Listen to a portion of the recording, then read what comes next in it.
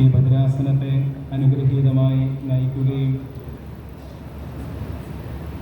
നമ്മുടെ എല്ലാവരുടെയും ആത്മീയ പിതാവായി നിലകൊള്ളുകയും ചെയ്യുന്ന അഭിനന്ദ ഡോക്ടർ യൂഹന്നാൻ മാർ തോമസ് മെത്രാപ്പൊലീത്ത തിരുമേനി, ഭദ്രാസന സെക്രട്ടറിയായിരിക്കുന്ന ബഹുമാന്യനായ KM സക്കറിയാച്ചൻ, വൈദിക ശ്രേഷ്ഠരെ, ആധ്യാത്മിക പ്രസ്ഥാനങ്ങളുടെ മുഖ്യ കാര്യദർശികളായി പ്രവർത്തിക്കുന്നവരെ, സഹോദരങ്ങളെ, കുഞ്ഞുങ്ങളെ, നിങ്ങൾക്ക് എല്ലാവർക്കും ഉദ്ധിതനായ യേശുക്രിസ്തുവിന്റെ നാമത്തിൽ എൻ്റെ സ്നേഹവന്ദനം.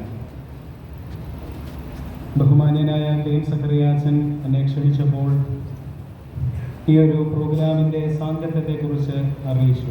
എനിക്ക് വലിയ സന്തോഷം തോന്നി. കാരണം ഭദ്രാസന തലത്തിൽ എല്ലാ ആധ്യാത്മിക പ്രസ്ഥാനങ്ങളും അവരവരുടെ നിലയിൽ വാർഷിക സമ്മേളനങ്ങൾ നടത്തുകയും എന്നാൽ പൊതുവായ ഒരു ധാരണയും കൂട്ടായ്മയും കൂടിവരവും സാധ്യമാകാതിരിക്കുകയും ചെയ്യുന്ന ഒരു പശ്ചാത്തലത്തിൽ എല്ലാ ആധ്യാത്മിക സംഘടനകളെയും സംയോജിപ്പിക്കുകയും അതുവഴി സമയ ദൗർലഭ്യത്തെ അകറ്റുകയും സാമ്പത്തികമായി ഉണ്ടാകുന്ന ഭീമമായ പ്രതിസന്ധിയെ ദൂരീകരിക്കുകയും എന്നാൽ അതോടൊപ്പം കൂട്ടായ്മയുടെ ഹൃദ്യമായ സൗന്ദര്യമുള്ള അനുഭവങ്ങളെ രൂപപ്പെടുത്തുകയും ചെയ്യുവാൻ നമുക്ക് കഴിയുന്നു എന്നുള്ളതുകൊണ്ട് ബഹുമാന്യനായ അച്ഛൻ ക്ഷണിച്ചു.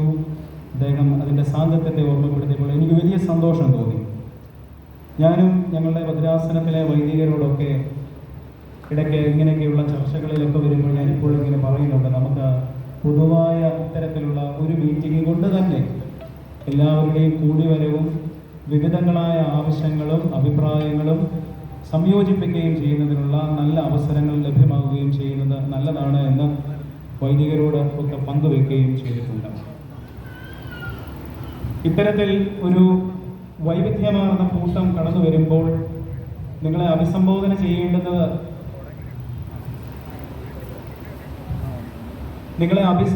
ചെയ്യേണ്ടുന്നത് എങ്ങനെയെന്ന് കഴിഞ്ഞ കുറച്ച് ദിവസങ്ങളായിട്ട് തന്നെ ഞാൻ ഇങ്ങനെ ചിന്തിച്ചുകൊണ്ടിരിക്കുകയാണ്. എന്താണ് ഏത് വിധത്തിൽ ഈ ഒരു കൂട്ടം, കാരണം അഭിനന്ദ മെത്രാപ്പൊലീത്ത തിരുമേനി ഉൾപ്പെടെ വൈദികർ, വിവിധങ്ങളായ പ്രായത്തിലുള്ളവർ, വിദ്യാഭ്യാസ നിലവാരത്തിൽ ഈ സഭാപ്രസ്ഥാനങ്ങളുമായി ബന്ധപ്പെട്ടിട്ട് വിവിധങ്ങളായ നിലകൾ, കുഞ്ഞുങ്ങൾ, ഇങ്ങനെ ഒരു വൈവിധ്യമാർന്ന കൂട്ടം. എന്നാൽ നിങ്ങളാരും വളരെ സാധാരണക്കാരുമല്ല. കാരണം വിഷയങ്ങളെക്കുറിച്ച്, സഭയുടെ മുന്നോട്ടുള്ള പ്രയാണത്തെക്കുറിച്ച് കൃത്യമായ ധാരണയും ബോധ്യവും ഉള്ളവരാണ്. അതുകൊണ്ട് നിങ്ങളെ എങ്ങനെ അഭിസംബോധന ചെയ്യണം എന്നതിനെ സംബന്ധിച്ച് ഞാൻ കുറച്ചേറെ ദിവസങ്ങളായിട്ട് ചിന്തിക്കുകയായിരുന്നു. ഇപ്പോൾ KM സക്കറിയാച്ചൻ എന്നോട് പറഞ്ഞു, കുറച്ചുകൂടി ഇൻറ്ററാക്റ്റീവായിട്ട്, കാരണം അറിവുള്ളവരാണ്, ധാരണയുള്ളവരാണ്, ബോധ്യമുള്ളവരാണ്. അപ്പോൾ ഇൻറ്ററാക്റ്റീവായിട്ട് ഈ ചിന്തകൾ ഒന്ന് പങ്കുവെക്കണം എന്ന് ഓർമ്മിപ്പിച്ചു. ഞാനൊരു വേദ പശ്ചാത്തലത്തിലേക്ക് നിങ്ങളെ കൊണ്ടുപോവുകയാണ്. വേദഭാഗം വിശുദ്ധ മത്തായി എഴുതിയ സുവിശേഷം 8-ാമത്തെ അധ്യായം 23 മുതൽ 27 വരെയുള്ള വാക്യങ്ങളാണ്. വിശുദ്ധ മത്തായി 8-ാമത്തെ അധ്യായം 23 മുതൽ 27 വരെയുള്ള വാക്യങ്ങൾ. നിങ്ങളുടെ കയ്യിൽ വേദപുസ്തകമുണ്ട് എങ്കിൽ വേദപുസ്തകം തുറന്ന് വായിക്കാം. എനിക്ക് തോന്നുന്നു ചിലരുടെ കയ്യിലൊക്കെ കാണും. ഇനി നമുക്ക് വളരെ പോപ്പുലറായിട്ട് ഇന്നത്തെ ഒരു ടെക്നോളജിക്കൽ വേൾഡിൽ അത് എത്രത്തോളം ഇവിടെ അനുവദനീയമാണ് എന്ന് എനിക്കറിയില്ല. പക്ഷേ എങ്കിലും ഞാൻ നിങ്ങളോട് ആവശ്യപ്പെടുക, നിങ്ങളുടെ കയ്യിൽ മൊബൈൽ ഫോണിൽ ഉണ്ടെങ്കിൽ അതിൻ്റെ ഇടയ്ക്കൂടെ വാട്സാപ്പും ഫേസ്ബുക്കും ഒന്നും നോക്കാതിരുന്നാൽ നമുക്ക് വേദ പശ്ചാത്തലത്തിൽ കൂടെ തന്നെ ഒന്ന് കടന്നു പോകാം. വേദഭാഗം വിശുദ്ധ മത്തായി എഴുതിയ സുവിശേഷം 8-ാമത്തെ അധ്യായം 23 മുതൽ 27 വരെയുള്ള വാക്യങ്ങൾ. അവൻ ഒരു പടകിൽ കയറിയപ്പോൾ അവന്റെ ശിഷ്യന്മാർ കൂടെ ചെന്നു. പിന്നെ ഒന്നിച്ചു വായിക്കാം. പിന്നെ കടലിൽ വലിയ ഓളം ഉണ്ടായിട്ട് പടക് തിരകളാൽ മുങ്ങുമാറായി. അവനോ ഉറങ്ങുകയായിരുന്നു. അവർ അടുത്തു ചെന്നു, കർത്താവേ രക്ഷിക്കണമേ, ഞങ്ങൾ നശിച്ചു പോകുന്നു എന്ന് പറഞ്ഞ് അവനെ ഉണർത്തി. അവൻ അവരോട്, അല്പവിശ്വാസികളെ, നിങ്ങൾ ഭീരുക്കളാകുവാൻ എന്ത് എന്ന് പറഞ്ഞ ശേഷം എഴുന്നേറ്റ് കാറ്റിനെയും കടലിനെയും ശാസിച്ചപ്പോൾ വലിയ ശാന്തതയുണ്ടായി. എന്നാറെ ആ മനുഷ്യർ അതിശയിച്ചു, ഇവൻ എങ്ങനെയുള്ളവൻ, കാറ്റും കടലും കൂടെ ഇവനെ അനുസരിക്കുന്നുവല്ലോ എന്ന് പറഞ്ഞു. സുപരിചിതമായ വേദപശ്ചാത്തലമാണ്. പ്രക്ഷുബ്ധമായ കടൽ, ആ കടലിൽ യേശുവും ശിഷ്യന്മാരും സഞ്ചരിക്കുന്നു. കൊടുങ്കാറ്റുണ്ടാകുന്നു, തിരകൾ ഇങ്ങനെ പൊങ്ങുന്നു, കപ്പൽ അല്ലെങ്കിൽ പടക്, ബോട്ട് മുങ്ങുമാറാകുന്നു. യേശുവിനെ ഉണർത്തുന്നു, യേശു കടലിനെ ശാസിക്കുന്നു, എല്ലാം അടങ്ങുന്നു, ശാന്തതയുണ്ടാകുന്നു, ജനത്തിന് വലിയ അതിശയമുണ്ടാകുന്നു. അവർ കർത്താവിനെ കുറിച്ചുള്ള ഒരു വൃത്താന്തം, കാറ്റും കടലും കൂടെ ഇവനെ അനുസരിക്കുന്നുവല്ലോ എന്ന് പറഞ്ഞു. ഈ വേദപശ്ചാത്തലത്തിലെ 4 വാക്കുകൾ സുപ്രധാനമാണ്. ഒന്നാമത്തെ വാക്ക് പടക്. വാക്കെന്താണ്? നിങ്ങൾ നിർജീവരായിരിക്കരുത്, സജീവരായിരിക്കണം. പടക്, ബോട്ട്. ഈ ബോട്ട് എന്ന് പറയുന്നതിന് ഒരു ആശയമുണ്ട്. സെയിന്റ് ജോൺ ക്രിസോസ്റ്റം, സ്വർണ്ണനാമകാരനായ ഈവാനിയോസ് ഈ ബോട്ടിനെ കുറിച്ച് വിശേഷിപ്പിക്കുന്നത് മനുഷ്യരായ നമ്മൾ നമ്മുടെ ബുദ്ധി കൊണ്ട് കണ്ടെത്തുന്ന ഒരു സംവിധാനം. മനസ്സിലായോ? മനുഷ്യരായ നമ്മൾ നമ്മുടെ ബുദ്ധി കൊണ്ട് കണ്ടെത്തുന്ന ഒരു സംവിധാനമാണ് ബോട്ട്. ഇപ്രകാരം ഒരു ആധ്യാത്മിക പ്രസ്ഥാനത്തെ നാം നയിക്കുമ്പോൾ, കുടുംബജീവിതം നാം നയിക്കുമ്പോൾ, സഭാജീവിതം നയിക്കുമ്പോൾ നമ്മുടെ ബുദ്ധി കൊണ്ട് കണ്ടെത്താൻ കഴിയുന്ന കുറച്ച് സംവിധാനങ്ങളുണ്ട്. പക്ഷെ അതിനൊക്കെ പരിമിതിയുണ്ട്. ഇപ്പം ഇവിടെ ഈ മീറ്റിംഗ് സംഘടിപ്പിക്കുമ്പോൾ ആദ്യം നമ്മൾ ഒരു വിളക്കിൽ തിരികൾ കൊളുത്തി. പക്ഷെ ഇത്രയും ആധ്യാത്മിക പ്രസ്ഥാനങ്ങൾ ഉണ്ടായിരുന്നു, ഇന്ന ക്രമത്തിൽ നടത്തണമെന്നും മുൻകൂട്ടി ചിന്തിക്കാൻ കഴിയില്ല. നമ്മളെ കൊണ്ട് ഇങ്ങനെയൊക്കെ ഒക്കുകയുള്ളൂ. നമ്മളിപ്പോൾ ഒരു റിപ്പോർട്ട് ബുക്ക്, നല്ലതാണ്, എല്ലാ ആധ്യാത്മിക പ്രസ്ഥാനങ്ങളുടേതുമായി റിപ്പോർട്ട് ബുക്ക്, ഇത് തയ്യാറാക്കിയവർ എത്ര ആവർത്തി വായിച്ചിട്ടുണ്ടായിരിക്കും അല്ലേ? പ്രൂഫ് എഡിറ്റിങ്ങിന് വേണ്ടി എത്രയോ ശ്രമിച്ചിട്ടുണ്ടായിരിക്കും. പക്ഷേ എങ്കിലും ചിലപ്പോൾ ചില മിസ്റ്റേക്സ് വന്നിരിക്കാൻ കാരണം എന്തായാലും, കാരണം നമ്മളൊക്കെ ബലഹീനരായ മനുഷ്യരാണ്, വളരെ സാധാരണക്കാരായ മനുഷ്യർ. ഞാൻ നിങ്ങളോട് ഒരു ഉദാഹരണം പറയാം, 1-2 ഉദാഹരണങ്ങൾ പറയാം, വിശുദ്ധ വേദപുസ്തകത്തിൽ നിന്നാണ്. അത് പറഞ്ഞു തരുമ്പോൾ നിങ്ങൾക്ക് സമാനമായ സന്ദർഭങ്ങൾ മറ്റ് ചിലതുകൂടെ കണ്ടെത്താൻ കഴിയും. ആദാമും ഹവ്വായും അവർ ചിന്തിച്ചു, ഏദനിൽ എക്കാലവും തങ്ങൾക്ക് വാസമുറപ്പിക്കുവാൻ കഴിയും. പക്ഷേ അവർ വീണുപോകുന്നു. അവരുടെ ബുദ്ധി കൊണ്ട്, വിവേകം കൊണ്ട് അവർ നോക്കുമ്പോൾ ഇത് കാമ്യമായ ഫലമാണ്, ഇത് കഴിച്ചാൽ വലിയ കുഴപ്പമൊന്നും ഉണ്ടാകത്തില്ല. പക്ഷെ പ്രതിസന്ധി ഉണ്ടായി. മറ്റൊരു സന്ദർഭം ഓർമ്മിപ്പിക്കുന്നു, അത് ലോത്തിന്റെ തിരഞ്ഞെടുപ്പാണ്. ഉൽപ്പത്തി പുസ്തകം 13-ാമത്തെ അധ്യായത്തിൽ ലോത്ത് തിരഞ്ഞെടുക്കുന്നതിനെ കുറിച്ച് കാണാം. ലോത്ത് അബ്രഹാമുമായി സ്വത്ത് വിഭജിക്കുന്ന വേളയിൽ അബ്രഹാം പറഞ്ഞു, നീ സെലക്ട് ചെയ്തോളൂ. ലോത്ത് സെലക്ട് ചെയ്ത സ്ഥലത്തിന്റെ പ്രത്യേകത എന്താ? അത് നീരോട്ടമുള്ള സ്ഥലം. അത് എവിടെയാണ്? യോർദാന് സമീപമാണ്. പക്ഷെ ആ ദേശത്തിന്റെ പ്രത്യേകത എന്താ? ആ ദേശത്തിന് പേരുണ്ട്. ആ പേരെന്താ? ഉൽപ്പത്തി പുസ്തകം 13-ാമത്തെ അധ്യായം 10-ാമത്തെ വാക്യത്തിലാണ് നമ്മളത് കാണുന്നത്.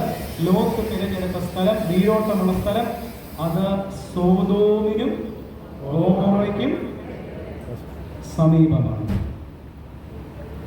സോദോമും ഗോമോറയും മനുഷ്യരായ നമ്മൾ നമ്മുടെ ബുദ്ധി കൊണ്ട് സംവിധാനം ചെയ്ത ഇടമാണ് അത്.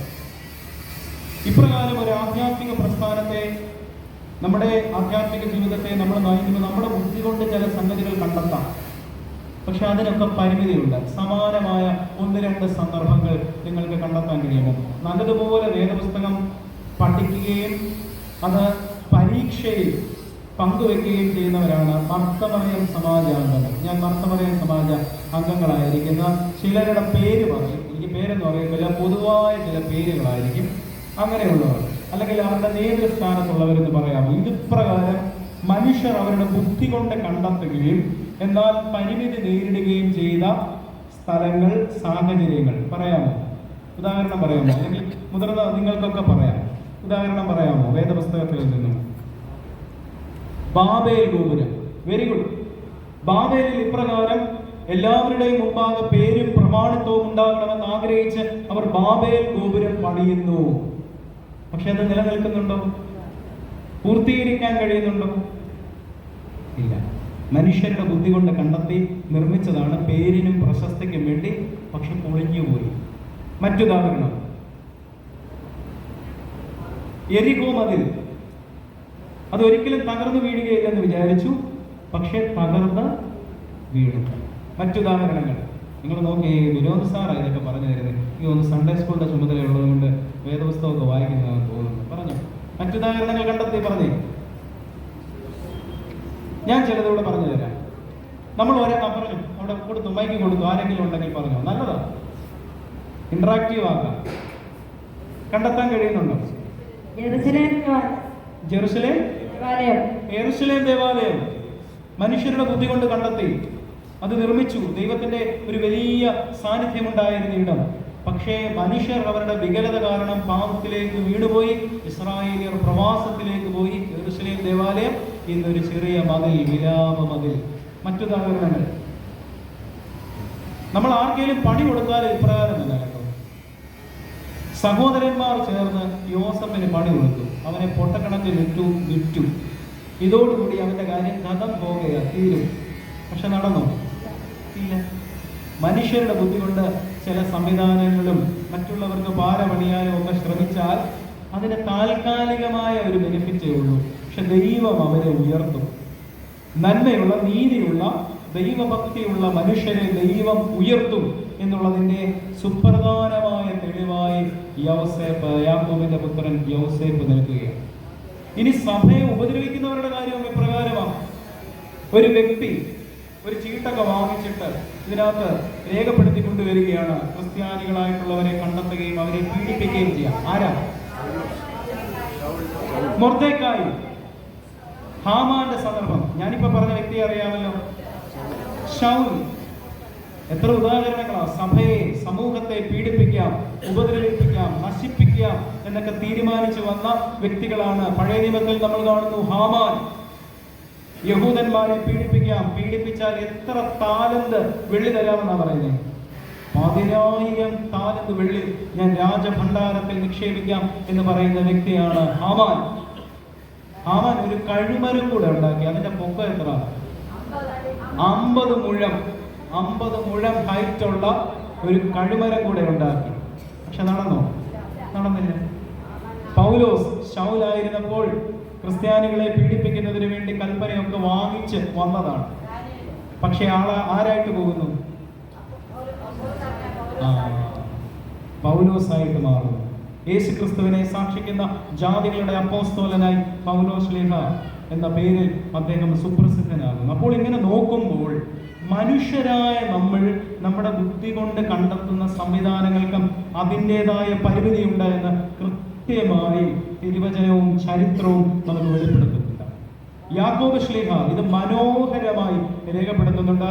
യാക്കോബ് ശ്ലീഹായുടെ ലേഖനം 4-ാമത്തെ അധ്യായം അതിൻ്റെ 13 മുതലുള്ള വാക്യങ്ങളിൽ, യാക്കോബ് ശ്ലീഹായുടെ ലേഖനം 4-ാമത്തെ അധ്യായം 13 മുതലുള്ള വാക്യങ്ങളിൽ മനുഷ്യരായ നമ്മളുടെ പരിമിതമായ ബുദ്ധിയും എന്നാൽ സകല ബുദ്ധിയെ കവിയുന്ന ദൈവത്തിന്റെ അതുല്യമായ പ്രഭാവവും നമുക്ക് മുമ്പാകെ വരച്ചു കാണിക്കുന്നുണ്ട്. യാക്കോബ് 4:13 ഇന്നോ നാളെയോ ഞങ്ങൾ ഇന്ന പട്ടണത്തിൽ പോയി അവിടെ ഒരാണ്ട് കഴിച്ച് വ്യാപാരം ചെയ്ത് ലാഭമുണ്ടാക്കുമെന്ന് പറയുന്നവരെ കേൾപ്പിൻ. നാളത്തേത് നിങ്ങൾ അറിയുന്നില്ലല്ലോ. നിങ്ങളുടെ ജീവൻ എങ്ങനെയുള്ളത്? അല്പനേരത്തേക്ക് കാണുന്നതും പിന്നെ മറഞ്ഞു പോകുന്നതുമായ ആവിയല്ലോ. കർത്താവിന് ഇഷ്ടമുണ്ടെങ്കിൽ ഞങ്ങൾ ജീവിച്ചിരുന്ന് ഇന്നത് ചെയ്യും എന്നല്ലയോ പറയേണ്ടത്. ഒരാധ്യാത്മിക പ്രസ്ഥാനത്തിന്റെയും ചുമതലകളിലുള്ളവർ വമ്പ് പറയരുത്. നമുക്കറിയത്തില്ല. പലപ്പോഴും സംഭവിച്ചു വരുന്ന ഒരു കാര്യം, 5 വർഷം ഒരു കൂട്ടര് അത് പ്രസ്ഥാനത്തെ കൊണ്ടുപോയി. പുതിയൊരു കൂട്ടര് വരുമ്പോൾ അവർ ചിലപ്പോൾ ഒരു പൊങ്ങച്ചൊക്കെ പറയും, ഞങ്ങൾ കാണിച്ചു കൊടുക്കുക എങ്ങനെയാണ് പ്രസ്ഥാനത്തെ നയിക്കുന്നത്. നമുക്കറിയത്തില്ല. ആരെയും തുച്ഛീകരിക്കണ്ട. നാളത്തെ ദിവസം എങ്ങനെയെന്ന് നമുക്കറിയത്തില്ല. വമ്പൊന്നും പറയണ്ട. എൻ്റെ ദൈവമേ, നിനക്ക് പദ്ധതി ഉണ്ടെങ്കിൽ നിന്റെ ഹിതത്തിനനുസരിച്ച് ഞങ്ങളെ അങ്ങ് നയിക്കാനാണ്. അങ്ങനെ ഒരു ചിന്തയാണ് വരേണ്ടത്. ഇന്നത്തെ കാലത്ത് അത് ഏറ്റവും അനിവാര്യമാണ്. മനുഷ്യരായ നമ്മൾ നമ്മുടെ ബുദ്ധി കൊണ്ടും ചിന്ത കൊണ്ടും സാമൂഹിക പരിചയം കൊണ്ടും സോഷ്യൽ സ്റ്റാറ്റസ് കൊണ്ടും ധനം കൊണ്ടും വിദ്യാഭ്യാസം കൊണ്ടും ഒക്കെ രൂപപ്പെടുത്തുന്ന സംവിധാനങ്ങൾക്ക് അതതിൻ്റെതായ പരിമിതിയുണ്ടെന്നും ആത്യന്തികമായി നമ്മൾ ആശ്രയിക്കേണ്ടുന്നത് പരമകാരുണ്യവാനായ സർവശക്തനായ സർവാതിശയിയായ ദൈവത്തിലാണ് എന്ന ധാരണ നമുക്കുണ്ടാകണം. ഈ ഒരു ബോധ്യം നമുക്കിപ്പോൾ ഒന്ന് ഏറ്റു പറയാം. ഞാനൊരു പ്രാർത്ഥനയായിട്ട് പറയാം. ആ പ്രാർത്ഥന എല്ലാവരും ചേർന്ന് ഒന്ന് ഏറ്റു ചൊല്ലാമോ? ഒരു പ്രാർത്ഥന, ആ പ്രാർത്ഥന എല്ലാവരും ഒന്ന് ഏറ്റു ചൊല്ലണം. ആ പ്രാർത്ഥന ഇപ്രകാരമാണ്: ദൈവമേ, നിന്റെ പദ്ധതി നടപ്പിലാകണം. എന്താ? എന്റെ പദ്ധതിയല്ല, എന്റെ പദ്ധതി ഒന്നുമല്ല, ദൈവമേ നിന്റെ പദ്ധതി. അതൊന്ന് ഉറക്കെ എല്ലാവരും ചേർന്ന് ഏറ്റു ചൊല്ലണം: ദൈവമേ, നിന്റെ പദ്ധതി നടപ്പിലാകണമേ. അപ്പോൾ പടക് നമ്മെ ഓർമ്മിപ്പിക്കുന്നത്, മനുഷ്യരായ നമ്മൾ നമ്മുടെ ബുദ്ധി കൊണ്ട് കണ്ടെത്തി ഈ തടാകത്തെ, ഗലീല തടാകത്തെ അതിജീവിക്കുന്നതിന് വേണ്ടി കണ്ടെത്തിയ ഒരു സംവിധാനം. പക്ഷെ അതിന് പരിമിതിയുണ്ട്, ബലഹീനതയുണ്ട്. അത് എല്ലായ്പ്പോഴും നമുക്ക് സുരക്ഷിതമായ സാഹചര്യം ഒരുക്കി തരികയില്ല. പക്ഷെ നമ്മൾ ആശ്രയിക്കേണ്ടുന്നത് ദൈവത്തിലാണ്. ദൈവത്തിൻ്റെ പദ്ധതി നടപ്പിലാകണം. അത് നമുക്ക് പരിമിതമായ തോതിൽ മാത്രമാണ് ധാരണയുള്ളത്. അത് കാലക്രമേണ വെളിപ്പെടും. നല്ലതുപോലെ ആരാധിക്കുന്നവർക്ക്, ദൈവവചനത്തിൽ ആഴപ്പെടുന്നവർക്ക്, ഉപവസിക്കുന്നവർക്ക്, പ്രാർത്ഥിക്കുന്നവർക്ക് അത് കൃത്യമായിട്ട് കിട്ടും. ദൈവിക പദ്ധതി എന്തെന്ന് അത് അവൻ വെളിപ്പെടുത്തി തരും. ആ ദൈവിക പദ്ധതി നടപ്പിലാകുന്നതിന് നമുക്ക് ആഗ്രഹിക്കാം. രണ്ടാമത്തെ വാക്ക് വിശുദ്ധ മത്തായിയുടെ സുവിശേഷം 8-ാമത്തെ അധ്യായം അതിന്റെ 24-ാമത്തെ വാക്യം അവസാനിക്കുന്നു: അവനോ ഉറങ്ങുകയായിരുന്നു.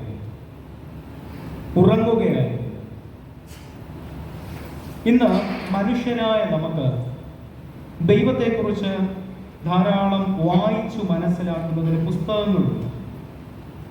ഓൺലൈനിൽ കൂടി സോഷ്യൽ മീഡിയ, യൂട്യൂബ്, പല സംവിധാനങ്ങൾ വഴി ദൈവത്തെക്കുറിച്ച് അറിയുന്നതിനും നമുക്ക് ധാരാളം മാധ്യമങ്ങൾ, അവസരങ്ങൾ ഒക്കെ ലഭ്യമായിട്ടുണ്ട്.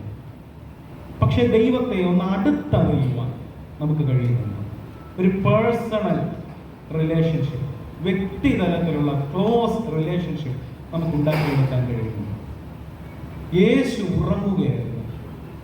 നമ്മൾ പലപ്പോഴും ചിന്തിക്കും, ഈ ലോകത്തിൽ അതിൻ്റെ സംവിധാനങ്ങളിൽ ദൈവത്തിൻ്റെ ഒരു ഇടപെടലൊന്നുമില്ല, ദൈവം ഇതൊന്നും അറിയുന്നില്ല. നമ്മുടെ കുഞ്ഞുങ്ങൾക്ക് അവർ വളർന്നു വരുമ്പോൾ ഒരു ദൈവസാന്നിധ്യ ബോധം, ദൈവം ഇതൊന്നും കാണുന്നില്ല, കേൾക്കുന്നില്ല, എന്നെക്കുറിച്ച് വ്യക്തിപരമായ ഒരറിവും അവനില്ല എന്നുള്ള ധാരണ. നമ്മുടെ ആധ്യാത്മിക ജീവിതത്തിലും നമ്മൾ പലപ്പോഴും ഈ ദൈവത്തിൻ്റെ സാന്നിധ്യം, സജീവമായ സാന്നിധ്യത്തെക്കുറിച്ച് ഒരു ധാരണയുമില്ല. പലപ്പോഴും യോഗങ്ങൾ ആരംഭിക്കുമ്പോൾ നമുക്ക് പ്രാർത്ഥിക്കാം എന്ന് പറഞ്ഞ് ആരംഭിക്കുന്നു. പക്ഷെ ആ പ്രാർത്ഥന പെട്ടെന്ന് വീണു പോകുന്നു. അതേപോലെ സമാപനവും എന്തെങ്കിലും തർക്കങ്ങളോ പ്രതിസന്ധികളോ ഒക്കെ ഉണ്ടാകുമ്പോൾ അന്ന് നമുക്ക് നിർത്താം, പ്രാർത്ഥിക്കാം എന്ന് പറഞ്ഞ് പ്രാർത്ഥന എന്ന് പറയുന്നത് തുടക്കത്തിലും അവസാനത്തിലും ഈ പുട്ടിനിടയ്ക്ക് പീര ചേർക്കുന്ന പോലെ എന്നാൽ ഇരുന്നോട്ട് എന്ന് വിചാരിക്കുന്ന രീതിയിൽ പോകുന്നു. ഒരു ധ്യാനപൂർവമായ അന്തരീക്ഷം നമുക്ക് രൂപപ്പെടുത്തി. ഇവിടെ യേശു ഉറങ്ങുകയായിരുന്നു എന്ന് പറഞ്ഞാൽ അവൻ മനുഷ്യരോട് അത്രത്തോളം ഏകീഭവിച്ചു. പുതിയ നിയമത്തിൽ യേശു ക്രിസ്തുവിനെ കുറിച്ച് വിശേഷിപ്പിക്കുന്ന മനോഹരമായ ഒരു പേരുണ്ട്. ആ പേര് ഇമ്മാനുവേൽ എന്നാണ്. ഇമ്മാനുവേൽ എന്നുള്ള വാക്കിന്റെ അർത്ഥം എന്താ? നമ്മോടുകൂടെ, വളരെ അടുത്ത്. കണ്ട, ഞാനിപ്പോൾ ഇവിടെ നിൽക്കുമ്പോൾ എൻ്റെ തൊട്ടടുത്ത്, അത്രത്തോളം അടുത്ത്, എൻ്റെ ശ്വാസോച്ഛ്വാസങ്ങൾക്ക് അതിനേക്കാളിലും ആഴത്തിൽ ദൈവം എൻ്റെ ഒപ്പമുണ്ട്. ക്ലോസ് റിലേഷൻഷിപ്പ്, എല്ലാം അറിയുന്ന ഒരു ദൈവം, അത്രത്തോളം മനുഷ്യരോട്, സൃഷ്ടിയോട് ഏകീഭവിക്കുന്ന ഒരു ദൈവം. ചില ചോദ്യങ്ങൾ ചോദിക്കാം. യേശു ഉറങ്ങുകയായിരുന്നു, സന്ദർഭം കേട്ടു. ഇനി മനുഷ്യരോട് ഏകീഭവിച്ചത് വഴി നമുക്കെല്ലാവർക്കുമുള്ള അനുഭവങ്ങൾ അവനുണ്ട്. ഉദാഹരണത്തിന് യേശുവിന് വിശന്നു. സന്ദർഭം ഏതാണ്? യേശുവിന് വിശന്നു. 40 ദിവസം ഉപവസിച്ച ശേഷം അവന് വിശന്നു. വേദഭാഗം ഏതാണ്? വിശുദ്ധ മത്തായി എഴുതിയ സുവിശേഷം 4-ാമത്തെ അധ്യായം 2-ാം വാക്യം. വിശുദ്ധ മത്തായി 4-ാമത്തെ അധ്യായം 2-ാമത്തെ വാക്യം. യേശുവിന് വിശന്നു. അവൻ 40 പകലും 40 രാവും ഉപവസിച്ച ശേഷം അവന് വിശന്നു. ഇനി ദാഹം, മനുഷ്യർക്ക് സ്വാഭാവികമായി ഉണ്ടാകുന്ന ഭാവമാണ് ദാഹം. യേശുവിന് ദാഹിച്ചു. സന്ദർഭം ഏതാ? കുരിശിലുണ്ട് ശമരിയ സ്ത്രീയുടെ. യേശു ക്ഷീണിച്ചു കഴിഞ്ഞ ശേഷം ഇങ്ങനെ നടന്നു പോകുമ്പോഴാണ് ഒരു കിണർ കാണുന്നു. അവിടെ ആര് വരുന്നു? ശമരിയ സ്ത്രീ. വേദഭാഗം നമ്മൾ ആരാധനക്രമത്തിൽ പലതവണ വായിച്ച് കേൾക്കുന്നതാണ്. എപ്പോഴാണ്? യോഹന്നാൻ എഴുതിയ സുവിശേഷം 4-ാമത്തെ അധ്യായം അതിൻ്റെ 5ഉം 6ഉം വാക്യങ്ങൾ. യോഹന്നാൻ 4-ാമത്തെ അധ്യായം 6-ാം വാക്യം വായിക്കാം. യോഹന്നാൻ 4:6. അവിടെ യാക്കോബിന്റെ ഉറവുണ്ടായിരുന്നു. യേശു വഴി നടന്ന് ക്ഷീണിച്ചിട്ട് ഉറവിനരികെ ഇരുന്നു. അപ്പോൾ ഏകദേശം 6-ാം മണിനേരം. യേശുവിന് വിശന്നു, യേശുവിനെ ദാഹിച്ചു. ഇനി മനുഷ്യർക്ക് സ്വാഭാവികമായി ഉണ്ടാകുന്ന ഒരു ഭാവമാണ് കണ്ണുനീര്. യേശു കണ്ണുനീർ. സന്ദർഭം ഏതാണ്? വേദഭാഗം ഏതാണ്? യോഹന്നാൻ 11-ാമത്തെ അധ്യായം 33 മുതൽ 35 വരെയുള്ള വാക്യങ്ങളിൽ യേശു കരയുന്നു, കണ്ണുനീർ വാർത്തു, യേശു കണ്ണുനീർ പൊഴിച്ചു. യോഹന്നാൻ 11:33 മുതൽ. അവൾ കരയുന്നതും അവളോടുകൂടെ വന്ന യഹൂദന്മാർ കരയുന്നതും യേശു കണ്ടിട്ട് ഉള്ളം നൊന്ത് കലങ്ങി. നമ്മൾ ഏതെങ്കിലുമൊക്കെ വീടുകളിൽ ശവസംസ്കാര വേളയിലൊക്കെ പങ്കെടുക്കുമ്പോൾ വളരെ വേദനാജനകമായ സാഹചര്യം അവിടെ രൂപപ്പെടുന്നുവെങ്കിൽ നമ്മുടെ ഉള്ളിലും ഒരു കണ്ണുനീരൊക്കെ.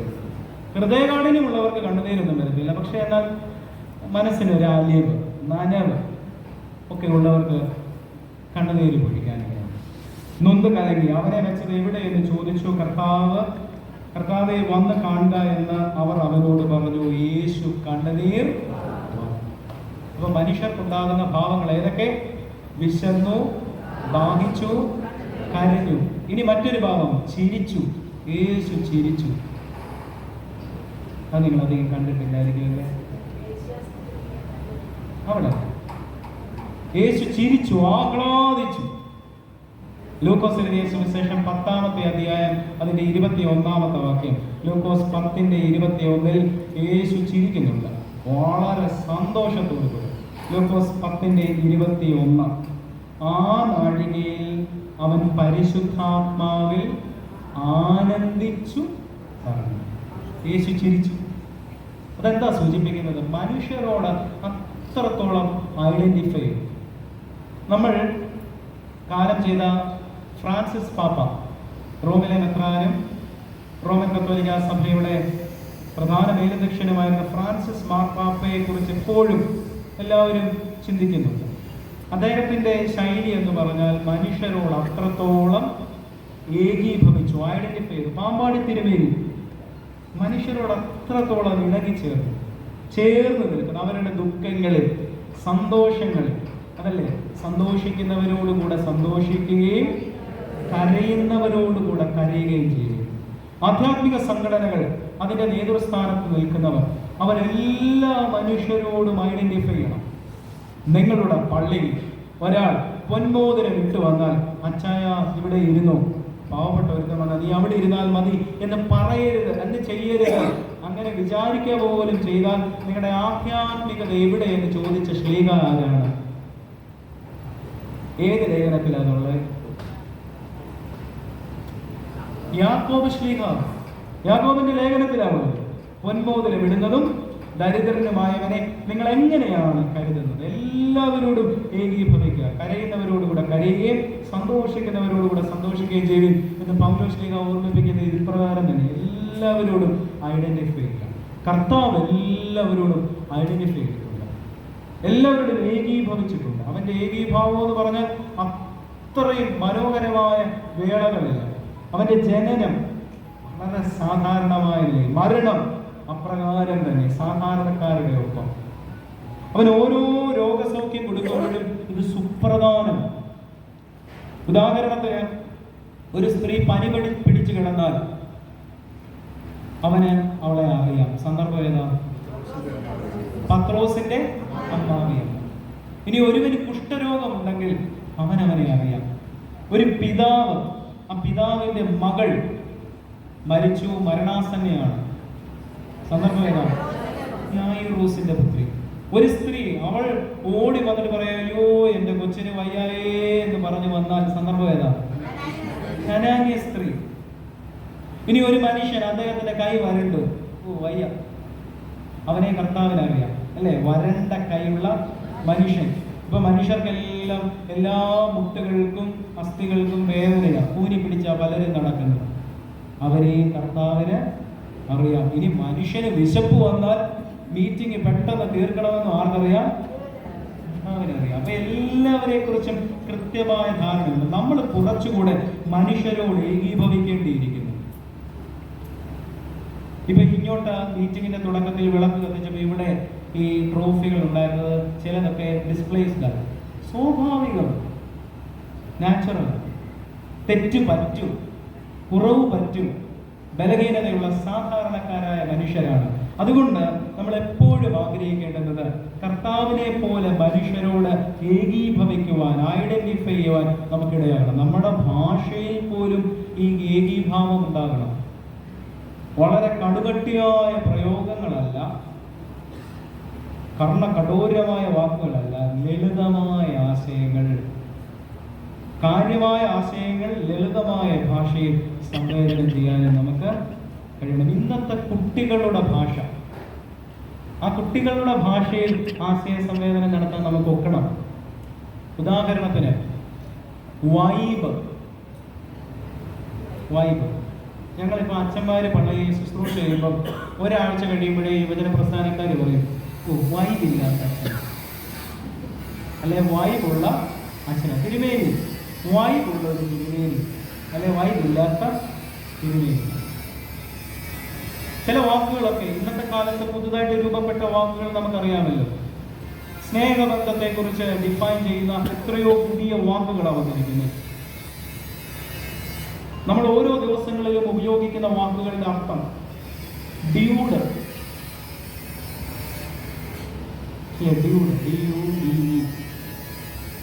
ഇനി പ്രയോഗങ്ങളിലുള്ള വ്യത്യാസങ്ങൾ, പുതിയ പദപ്രയോഗങ്ങൾ, ആശയധാരകൾ. FOMO എന്തുവാ വാക്കിന്റെ അർത്ഥം? അതിനെ എക്സ്പാൻഡ് ചെയ്ത് FOMO. ഇന്നത്തെ യൗവനക്കാര് നിരന്തരം ഉപയോഗിക്കുന്ന ഒരു പ്രയോഗമാണ് FOMO, fear of missing out. Fear of missing out, അതായത് പെട്ടെന്ന് സാഹചര്യങ്ങളിൽ നിന്ന് ഒഴിഞ്ഞു പോവുക. ഞാൻ പങ്കെടുക്കുന്നില്ല, ഞാൻ അവിടെ ചെല്ലുന്നുണ്ട്, എനിക്ക് പരുവത്തിനുള്ള ആരും അവിടെ ഇല്ല. ഇനി അടുത്തത് സ്പിരിച്വൽ ബട്ട് നോട്ട് റിലീജിയസ്. ആത്മീയരാണ്, പക്ഷെ മതവുമായി സഭയുമായിട്ട് വലിയ ബന്ധമൊന്നും എനിക്ക് വേണ്ട. ഇനി സ്നേഹബന്ധങ്ങളെ സംബന്ധിച്ചും പുതിയ പുതിയ വാക്കുകളുണ്ട്. ബെഞ്ചിങ് കേട്ടിട്ടുണ്ടോ? ബെഞ്ചിങ്. ഒരു പെൺകുട്ടിയെ ഇഷ്ടമാണ്, ആ പെൺകുട്ടിയെ കൊണ്ടുവന്ന് ഒരു ബെഞ്ചിൽ ഇരുത്തും. ഇനി നല്ലത് വല്ല ഓപ്ഷൻ ഉണ്ടോ എന്ന് അന്വേഷിക്കും. അന്വേഷിച്ചിട്ട് നല്ല ഓപ്ഷൻ ഒന്നും കിട്ടിയില്ലെങ്കിൽ ഈ ബെഞ്ചിൽ ഇരിക്കുന്ന ആളെ കൊണ്ട് പോകും. അതാണ് ബെഞ്ചിങ്. പണ്ടുണ്ടായിരുന്ന സംവിധാനം തന്നെ ഇതൊക്കെ. പക്ഷെ ഇപ്പൊ പുതിയ പുതിയ പദപ്രയോഗങ്ങളാണ്, പുതിയ പദപ്രയോഗങ്ങൾ. വേറൊരു പദപ്രയോഗമുണ്ട്, നാനോഷിപ്പ്. നാനോ എന്ന് പറഞ്ഞാൽ നാനോ, ചെറുത്. ഷിപ്പ് എന്ന് പറഞ്ഞാൽ കപ്പൽ, ചെറിയൊരു തുടക്കം. വിജയിച്ചാൽ. ഇനി ഗോസ്റ്റിംഗ് എന്നൊരു പരിപാടിയുണ്ട്. ഗോസ്റ്റ് എന്ന് പറഞ്ഞാൽ ഭൂതപരിപാടി. അതായത് വളരെ താല്പര്യത്തോടുകൂടി മുന്നോട്ട് നയിക്കുന്ന ഒരു ബന്ധം. പക്ഷെ ഒരു സുപ്രഭാതത്തിൽ ആശാനെ കാണത്തില്ല, പിന്നെ ഒരു ബന്ധവും ഇല്ല, എല്ലാം ബ്ലോക്കാകും. അതാണ് ഗോസ്റ്റിംഗ്. ഇങ്ങനെയുള്ള ഒത്തിരി പുതിയ പ്രയോഗങ്ങളും ആശയങ്ങളും കടന്നു വരുന്നുണ്ട്. ഇനി അടുത്തത് ചിലര്, ഞാൻ അടുത്തിടെ ഈ പള്ളിയിലെ ചെറുപ്പക്കാരോടുകൂടെ സംസാരിച്ചുകൊണ്ടിരുന്നപ്പം ഒരാൾ എന്നോട് പറഞ്ഞു, അച്ഛാ ഇവനാണ് തന്ത വൈബ്.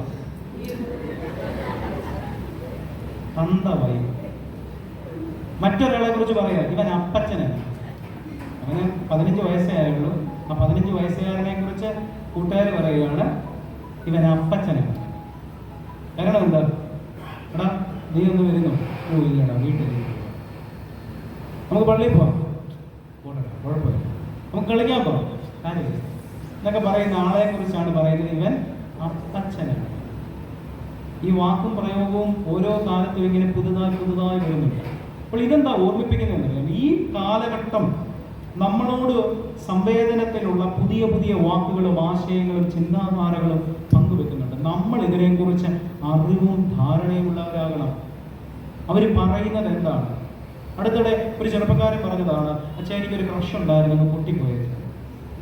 ക്രഷ് സ്നേഹത്തെ സൂചിപ്പിക്കുന്നു. ഇങ്ങനെയുള്ള ഒത്തിരി പദപ്രയോഗങ്ങൾ നമ്മുടെ ചുറ്റുപാടുകളിലുമുണ്ട്. അവയെക്കുറിച്ച് ഇപ്പോൾ ഈ കുഞ്ഞുങ്ങളോടൊക്കെ ചോദിച്ചാൽ എത്ര വാക്കുകളായിരിക്കും ഇവർ പറഞ്ഞു തരുന്നതെന്നറിയാം. നമുക്കറിയത്തില്ല, അവരുടെ മെസ്സേജിങ് സ്റ്റൈൽ പോലും നമുക്കറിയത്തില്ല, നമുക്ക് പ്രയാസം. അപ്പോൾ ഇങ്ങനെയുള്ള ഒരു ലോകത്ത് നാം ജീവിക്കുമ്പോൾ ഈ കാലഘട്ടത്തിൽ നടക്കുന്ന വ്യത്യാസങ്ങൾ, മാറ്റങ്ങൾ, പരിണാമങ്ങൾ, അവയെക്കുറിച്ച് കൃത്യമായ ധാരണ നമുക്കുണ്ടാകണം. കർത്താവ് ഉറങ്ങുകയായിരുന്നു, പക്ഷെ അവൻ മനുഷ്യരോട് സകലത്തിലും ഏകീഭവിച്ചു. അപ്രകാരം ഈ കാലഘട്ടത്തിലെ സ്പന്ദനങ്ങളെ കൃത്യമായി അറിയുകയും അതിനെക്കുറിച്ച് ധാരണയുള്ളവരാകുകയും ചെയ്യേണ്ടുന്നത് അനിവാര്യമാണ്. പണ്ടത്തെ സ്റ്റൈൽ അല്ല ഇന്ന്. മീറ്റിങ്ങുകൾ നടത്തുന്നതിൽ പോലും നമുക്ക് ഈ പണ്ടത്തെ സോ കോൾഡ് മെത്തഡോളജി, ആ രീതികളൊക്കെ മാറേണ്ടിയിരിക്കുന്നു. ട്രഡീഷണലായിട്ട് എനിക്ക് ഇത് കണ്ടപ്പോൾ എനിക്ക് വലിയ സന്തോഷം തോന്നി. ഈ അടുത്തിടെ ഒരു പള്ളിയിലെ ആധ്യാത്മിക സംഘടനകളുടെ വാർഷികത്തിന് പോയി. എനിക്ക് അത്ഭുതം കൂടെ വന്നു. ഏകദേശം 10ഓളം സംഘടന ഇപ്പോൾ ഉണ്ട്. ഈ സംഘടനയുടെ റിപ്പോർട്ടെല്ലാം ഇരുന്ന് വായിക്കുക. ജനങ്ങളെല്ലാം അന്ന് അസ്വസ്ഥര. എന്തിനാ ടൈപ്പ് ചെയ്ത് കൊടുത്താൽ പോലെ ഭംഗിയായിട്ടുണ്ട്, നല്ലതായിട്ടുണ്ട്. പരസ്പരം അറിയുന്നതിനും എനിക്കിതൊരു മാതൃകയാണ്. നമ്മുടെ ആധ്യാത്മിക പ്രസ്ഥാനങ്ങൾ ഇടവക തലത്തിലൊക്കെ എങ്ങനെ അത് രൂപപ്പെടുത്തണം. ഇതൊരു ചരിത്ര രേഖയുമാണ്. നിങ്ങളെല്ലാം വീട്ടിൽ സൂക്ഷിക്കണം കേട്ടോ. ഇതൊരു ചരിത്ര രേഖയുമാണ്. ഇത് ആദ്യമായിട്ടാണ് ഇങ്ങനെ ചെയ്യുന്നത് എങ്കിൽ ഇതൊരു ചരിത്ര രേഖയാണ്. വൈദിക സെമിനാരി ആർക്കൈവ്സിൽ ഒരു 3 ബുക്ക്, ഒരു ചരിത്ര രേഖയാണ്. ഇന്നത്തെ കാലഘട്ടത്തോട് സംവേദിക്കേണ്ടുന്നത് എങ്ങനെ? മനുഷ്യരൊക്കെ തിരക്കുകളുടെ ഇടയിൽ പോകുമ്പോൾ നമുക്ക് എങ്ങനെയാണ് കാലോചിതമായ വിധത്തിൽ ആശയ സംവേദനം നടത്തേണ്ടത് എന്ന് ചിന്തിക്കണം. കർത്താവ് സകലത്തിലും ഏകീഭവിച്ചു. ആ ഏകീഭാവം നമ്മളെ ഓർമ്മിപ്പിക്കുന്നത് മനുഷ്യരായ നമ്മൾ കുറച്ചുകൂടെ വിവേകമതികളാകണം. മനുഷ്യരായ നമ്മൾ കുറച്ചുകൂടെ വിവേകമുള്ളവരാകണം. കുറച്ചുകൂടെ ഈ കാലഘട്ടത്തോട് സംവേദിക്കുവാൻ ആവശ്യമായ പ്രാപ്തി നേടുന്നവരാകണം. അതുകൊണ്ട് നമുക്ക് ദൈവത്തോട് പ്രാർത്ഥിക്കാം. ദൈവമേ, ഈ കാലഘട്ടത്തിൽ ജീവിക്കുന്നതിന് ആവശ്യമായ പ്രാപ്തി ഞങ്ങൾക്ക് തരണമേ. എന്താ? ദൈവമേ, ഈ കാലഘട്ടത്തിൽ ജീവിക്കുന്നതിനാവശ്യമായ പ്രാപ്തി ഞങ്ങൾക്ക് തരണമേ. ഈ കാലഘട്ടത്തെ മനസ്സിലാക്കി വിവേചനത്തോടെ ജീവിക്കണം, ദൈവാശ്രയത്തോടെ ജീവിക്കണമെങ്കിൽ ഈ കാലഘട്ടത്തിൽ ജീവിക്കുന്നതിന് ആവശ്യമായ പ്രാപ്തി ഞങ്ങൾക്ക് തരണമേ. അപ്പോൾ ഒന്നാമത്തെ പ്രാർത്ഥന എന്തായിരുന്നു?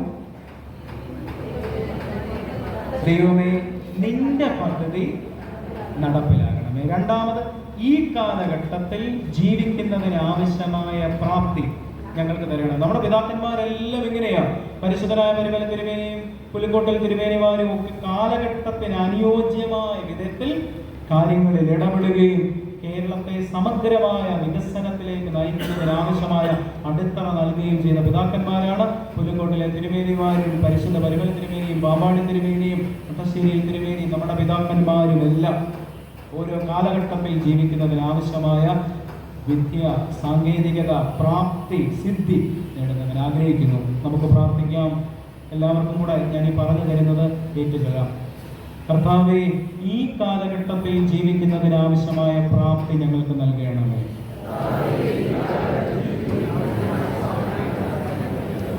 മൂന്നാമത്തെ വാക്ക് വിശുദ്ധ മത്തായി എഴുതിയ സുവിശേഷം 8-ാമത്തെ അധ്യായം അതിൻ്റെ 26-ാമത്തെ വാക്യം അവസാനിക്കുമ്പോൾ കാറ്റിനെയും കടലിനെയും ശാസിച്ചു. ശാസന, റെബ്യൂക്ക് അല്ലെങ്കിൽ കറക്ഷൻ, തിരുത്തൽ. ഈ തിരുത്തൽ നമുക്ക് അനിവാര്യമാണ്. വൈകുന്നേരം സന്ധ്യാനമസ്കാരത്തിൽ നമ്മൾ ചൊല്ലുന്ന 141-ാമത്തെ സങ്കീർത്തനം അതിൻ്റെ 5-ാമത്തെ വാക്യത്തിൽ ആരാണ് നമ്മളെ തിരുത്തേണ്ടുന്നത് എന്ന് ഓർമ്മപ്പെടുത്തലുണ്ട്. 141-ാമത്തെ സങ്കീർത്തനം അതിൻ്റെ 5-ാമത്തെ വാക്യം ഒന്ന് വായിക്കാമോ? 141:5.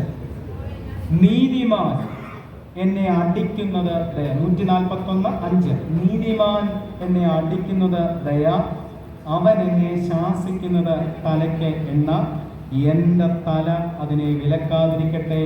ഇനി അവർ ചെയ്യുന്ന ദോഷങ്ങൾക്കെതിരെ എനിക്ക് പ്രാർത്ഥനയുള്ളൂ. ആരാണ് നമ്മളെ ശാസിക്കേണ്ടുന്നത്? നീതിമാൻ. നേതൃസ്ഥാനങ്ങളിൽ നിൽക്കുന്നവർ മറ്റുള്ളവരെ ശാസിക്കുമ്പോൾ, കറക്റ്റ് ചെയ്യാൻ ശ്രമിക്കുമ്പോൾ ആദ്യം നിശ്ചയിക്കേണ്ടുന്നത്, നമ്മൾ പണ്ട് ഞാൻ ഈ സ്കൂളിൽ പഠിച്ചത് ഓർക്കുന്നുണ്ട്, പെഹല സ്വയം അച്ഛാ ബനോ ഫിർ ദൂസരോं को अच्छा बनने के लिए निकलो कोशिश करो. ആദ്യം സ്വയം നന്നാവൂ, പിന്നീട് മറ്റുള്ളവരെ നന്നാക്കുന്നതിന് പരിശ്രമിക്കൂ, അല്ലെങ്കിൽ പുറപ്പെടും. അതാ നീതിമാൻ. ഒരല്പം നീതിയും ന്യായവുമുള്ള മനുഷ്യൻ നമ്മളോട്, അച്ഛാ, സഹോദര, സഹോദരി, നിങ്ങൾ ചെയ്തത് തെറ്റാണെന്ന് പറഞ്ഞാൽ ശരി, ആ വിമർശനം നല്ലതാണ്.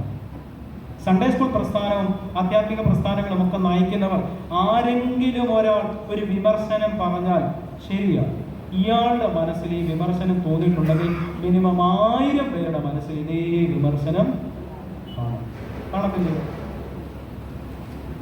അല്ലേ?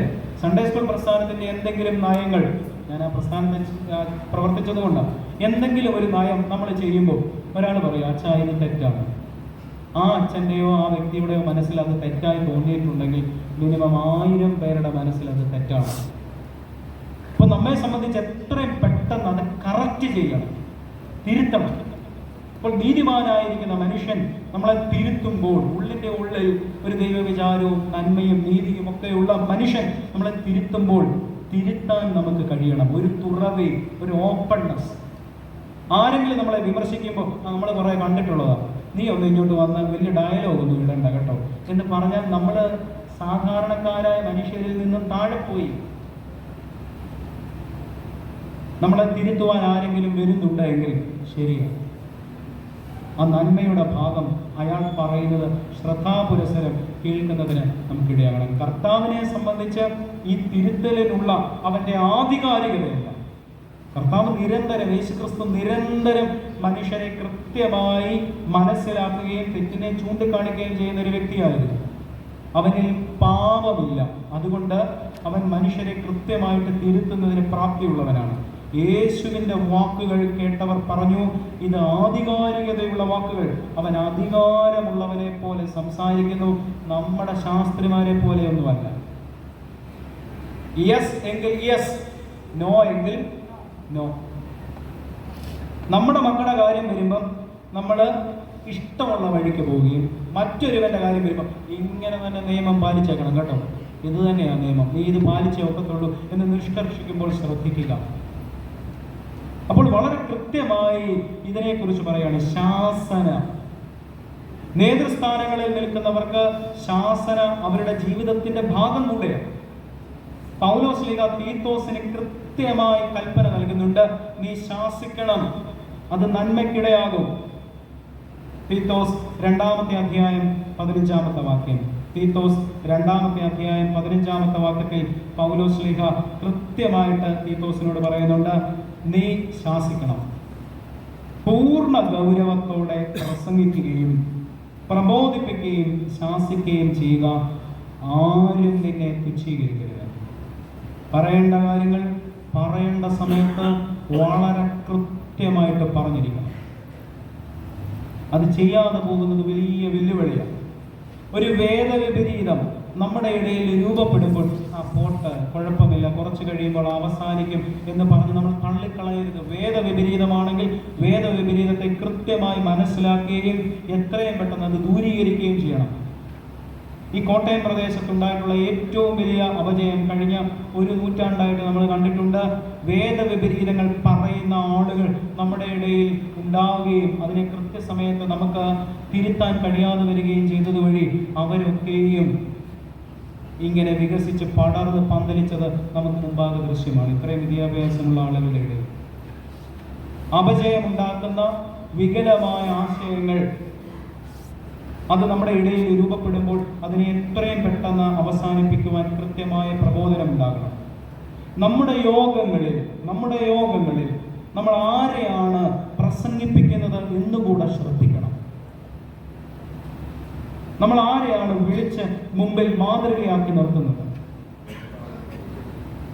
വളരെ കൃത്യമായിട്ട് നമ്മളത് മനസ്സിലാക്കണം. നമ്മളെ ആരാണ് അനുസരണം പഠിപ്പിക്കുന്നത്?